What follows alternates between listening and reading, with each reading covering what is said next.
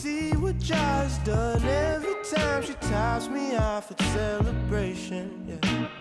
What is life becoming? We don't talk too much.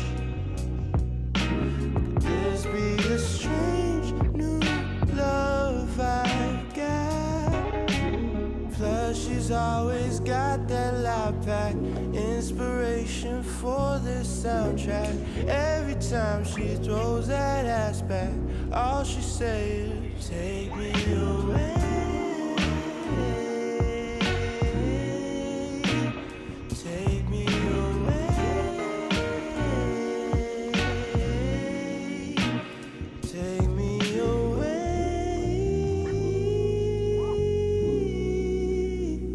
Take me away.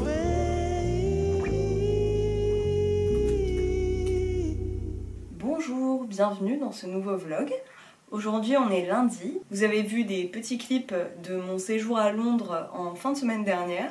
C'était très chouette et j'ai vu des expos vraiment très bien. Je sais pas si je les aurais intégrés parce que ça m'a amené à une idée de vidéo. On est lors de la Reading Week. La Reading Week, qu'est-ce que c'est? C'est comme une semaine de révision. Donc je n'ai pas cours, mais il va falloir que je lise, que j'écrive.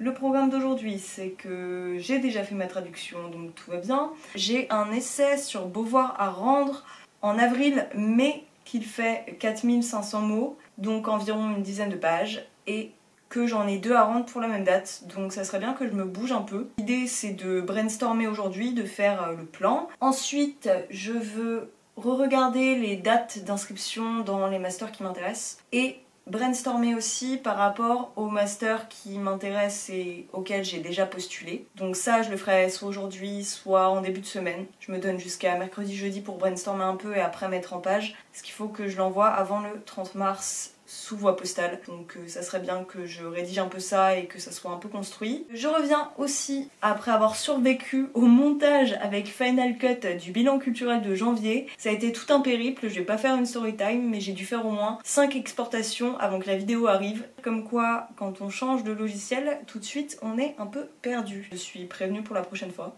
Et je reviens pour vous parler de deux choses. La première, c'est un documentaire que j'ai regardé ce matin, un documentaire espagnol qui s'appelle, si je ne dis pas de bêtises, La Meute en colère, qui revient du coup sur les féminicides et sur tout le sexisme qui se passe en Espagne avec la montée de la violence et la condition féminine qui est déplorable, et ça englobe beaucoup plus que ça englobe aussi une condition mondiale. J'avais un peu peur qu'il n'y ait pas assez de représentation, et en fait il y a des femmes racisées, il y a une femme de la communauté gitane, une femme trans, et ça traite de problématiques, que ça soit au niveau du travail du sexe, de la pornographie, des situations précaires, des femmes d'influence, tout le rapport de conditions sociales qui touche encore plus les femmes que les hommes. Il y a beaucoup d'éléments que je connaissais déjà, mais je pense que ça fait une bonne réintroduction. Ça m'a bien vénère, voilà, parce que c'est des choses pour lesquelles personnellement j'essaye de lutter au quotidien, qui sont importantes pour moi et qui, je pense et l'espère, le sont également pour vous. À la suite de ça, j'ai écouté un épisode de Les Pieds sur Terre de France Culture que je commence à beaucoup écouter en ce moment, et j'ai écouté l'épisode, je vous mettrai une capture d'écran quelque part. Ça m'a encore plus prouvé que la justice était pas là et que la condition des femmes, elle était quand même bien déplorable, une fois de plus, et qu'il fallait se soutenir entre nous et qu'il fallait continuer à lutter. Sur ce, je vais vous laisser, je vais aller travailler un peu, même si j'avoue que l'envie n'est pas forcément là.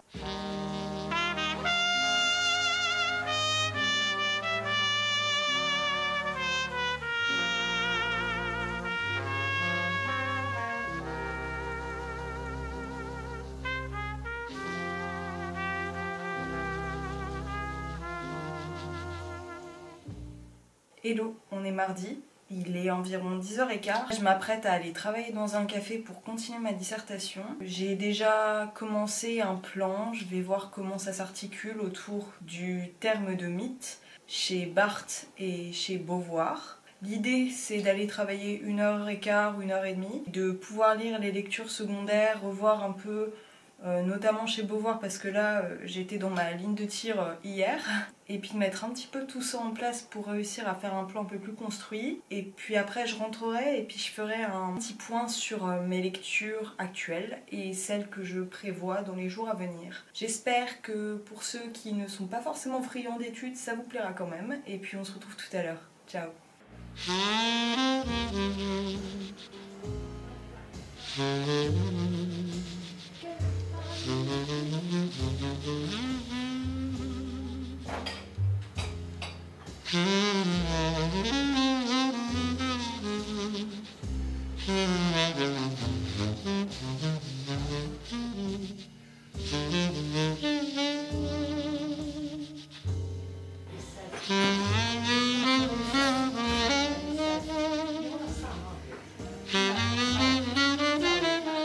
Bon, il est 14 h. Je vais continuer de lire l'article que j'ai commencé à étudier ce matin. Je reviens vers vous pour faire un petit point sur mes lectures actuelles et ce que je compte lire dans les jours qui viennent. J'ai commencé Moi Tituba sorcière, il me reste encore, il me reste, je sais pas, une trentaine de pages. On suit l'histoire de Tituba, esclave à Boston et à Salem, dans les années 1600, fin 1600. La plume est vraiment fluide, l'histoire est forte, intéressante. C'est horrible ce qui est raconté, mais la manière de le raconter, je trouve pas ça extrêmement violent.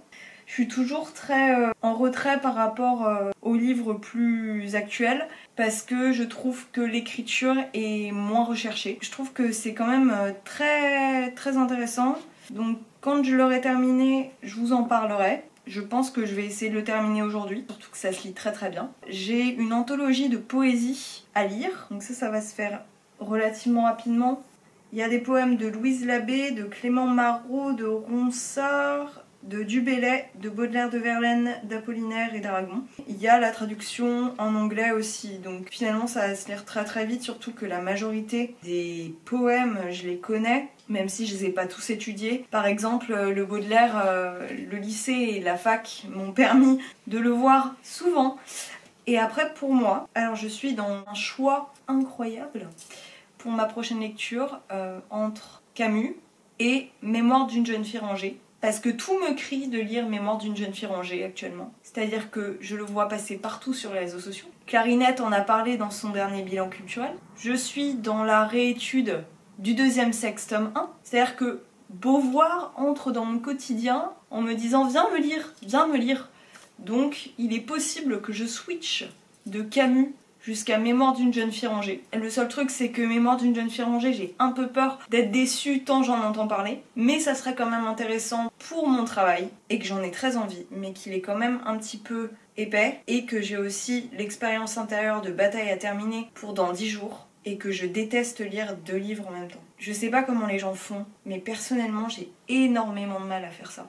Donc je verrai. Je donne beaucoup de gravité à ça, mais ça n'a aucune gravité. Mais voilà, je verrai ce qu'il en est. Quoi qu'il en soit, je vais aller voir comment je m'organise pour cet après-midi. En ce moment, mais c'est un total mess. Mais vraiment. Donc faut que je vois comment je fais. Je vais déjà terminer de lire l'article que j'ai commencé ce matin. Il me reste qu'une dernière partie, donc ça va aller. Faut que je revoie aussi certaines définitions de théories qui ont été évoquées par l'article.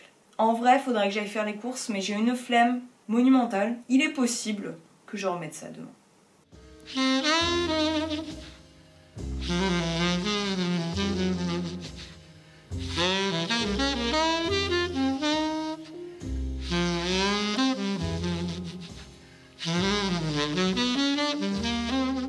Je vous retrouve, on est jeudi. Je viens vers vous pour vous faire un retour sur Moi Tituba sorcière et pour clôturer ce vlog parce qu'à mon avis, il est déjà bien assez long et que j'ai un dossier de master à remplir, une dissertation à faire et 2 vidéos à scripter. J'ai terminé il y a 2 jours, je crois, Moi Tituba sorcière de Salem de Maryse Condé, qui a été écrit en 1986, si je ne m'abuse, c'est ça, 1986, et qui revient sur la vie de Tituba, qui a été une femme qui a réellement existé, qui a été au procès de Salem, qui a été l'une des femmes les plus connues lors de ce procès-là, et Maryse Condé reprend cette femme qui est devenue personnage historique pour relater son histoire de façon fictionnelle. Comme je l'ai dit plus tôt, c'est écrit de façon relativement simple. Le rythme est assez rapide, on s'ennuie pas. C'est un livre qui fait 270 pages, quelque chose comme ça, donc c'est très rapide à lire et par le rythme et par la taille. On suit Tituba de la Barbade jusqu'au fait qu'elle soit emmenée à Boston puis à Salem, changeant de maître sous l'oppression de ses maîtres et de ses maîtresses, de la conception patriarcale qui est d'autant plus prégnante parce que c'est une femme qui est racisée, parce que c'est une esclave. On a affaire et au racisme et au sexisme.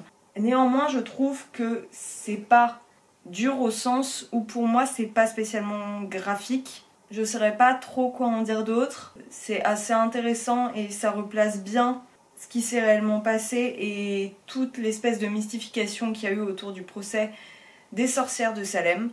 Il y a du coup un aspect très spirituel dans ce livre, notamment parce qu'elle est en sorte de connexion avec les femmes qui ont été dans sa condition, qui sont et qui seront dans sa condition.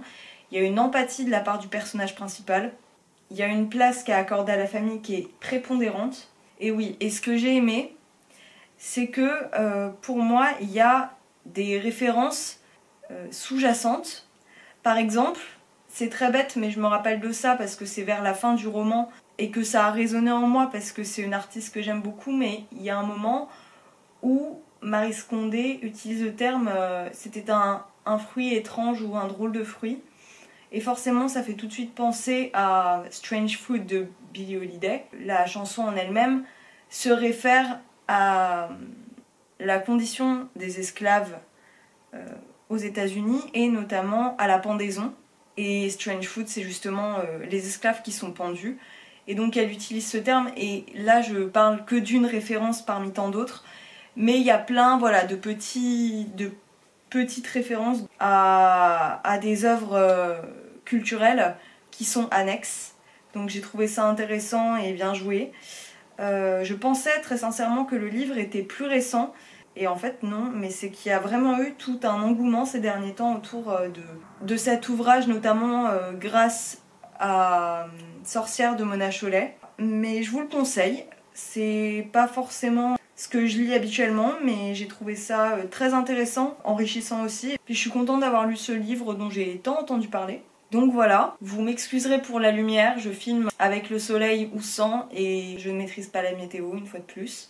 Sur ce, eh bien moi je vais retourner à mon travail. J'espère que ce vlog vous aura plu. Si c'est le cas, vous pouvez commenter, aimer, vous abonner à la chaîne, me rejoindre sur Instagram, etc. etc. Vous connaissez le topo. Et puis on se retrouve très vite dans une nouvelle vidéo. Et voilà, ciao!